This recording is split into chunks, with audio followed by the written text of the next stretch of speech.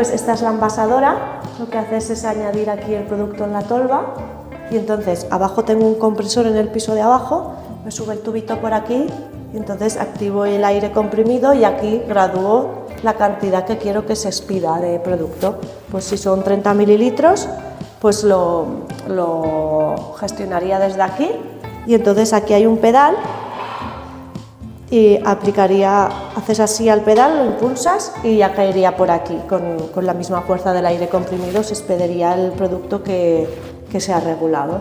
Entonces aquí lo que hago al envasar, pones la báscula y entonces vas pesando que sea todas las cantidades iguales de cada producto.